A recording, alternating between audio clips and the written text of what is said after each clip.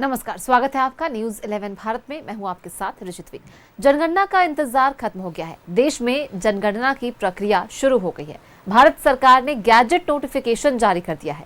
आजादी के बाद पहली बार जनगणना के साथ जाति गणना की जाएगी, लेकिन जेएमएम ने इस पर सवाल उठाया है। जेएमएम का आरोप है कि एक धर्म विशेष को खंडित करने की साजिश की जा रही है। देखिए रिपोर्ट। जनगणना की प्रक्रिया शुरू हो गई है। भारत सरकार ने जनगणना को लेकर गैजेट नोटिफिकेशन जारी कर दिया है। जनगणना को लेकर गैजेट नोटिफिकेशन जारी। जनगणना के साथ होगा जाति गणना। जनगणना की प्रक्रिया 1 मार्च 2027 तक होगी खत्म। 21 महीनों में पूरी होगी जनगणना की प्रक्रिया। जनगणना की प्रक्रिया 2 फेज में होगी पूरी। पहला चरण 1 अक्टूबर 2026 तक होगा पूरा। दूसरा चरण 1 मार्च 2027 तक पूरा होगा। जम्मू कश्मीर, लद्दाख, उत्तराखंड, हिमाचल प्रदेश में 1 अक्टूबर 2026 तक पूरी होगी प्रक्रिया। जनगणना का प्राइमरी डेटा मार्च 2027 में होगा जारी। दिसंबर 2027 में जारी होगा डिटेल डेटा।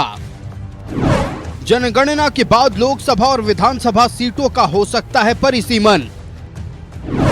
महिलाओं के लिए 33% आरक्षण हो सकता है लागू। 2029 के लोकसभा चुनाव से पहले महिलाओं के लिए आरक्षित सीटों की तस्वीर हो सकती है साफ। गैजेट नोटिफिकेशन होने के बाद अब एजेंसियां सक्रिय हो जाएंगी। पहले स्टाफ की नियुक्ति, ट्रेनिंग, फॉर्मेट तैयार करना और फील्ड वर्क की प्लानिंग की जाएगी।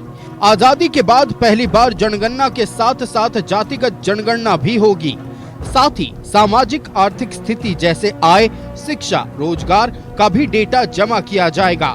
जनगणना 2 फेज में कराई जाती है, हाउसिंग सेंसस और पॉपुलेशन सेंसस। इस बार यह पूरी प्रक्रिया डिजिटल तकनीक पर आधारित होगी। आज़ादी के बाद पहली बार जातीय जनगणना नरेंद्र भाई मोदी जी की सरकार ने करने का निर्णय लिया है।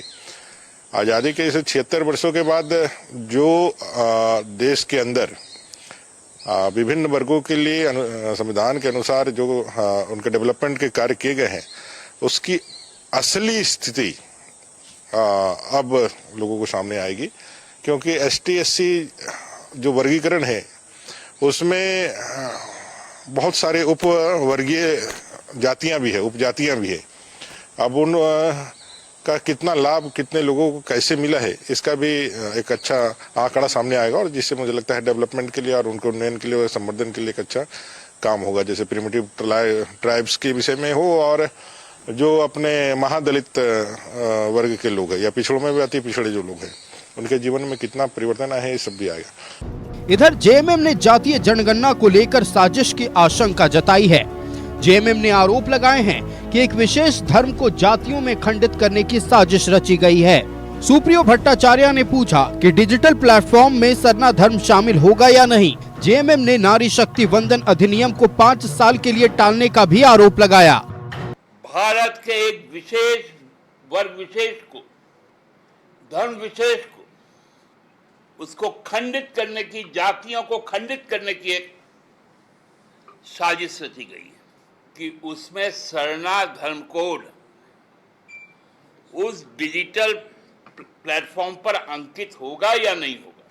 जो इतने दिनों से लड़ाई लड़ रहे थे जातीय जनगणना का, कि जातीय जनगणना हो और जिसकी जितनी साझेदारी उतनी उसकी भागीदारी होनी चाहिए, जिसकी जितनी संख्या उतनी उसकी हिस्सेदारी होनी चाहिए, तो इसके लिए वो काम कर रहे थे।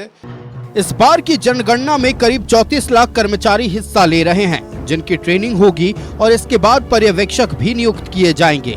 इनका प्रशिक्षण 2 महीने तक चलेगा। इसमें डिजिटल डिवाइस और मोबाइल ऐप्स का इस्तेमाल करना सिखाया जाएगा।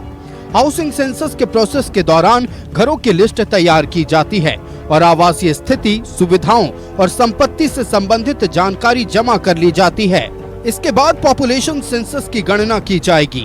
कोरोना महामारी के कारण 2021 में होने वाली जनगणना टल गई थी और अब यह 2025 में शुरू हो रही है।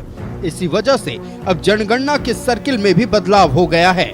न्यूज़ 11 भारत के लिए रांची से अल्ताफ और रुचि शर्मा के साथ ब्यूरो रिपोर्ट।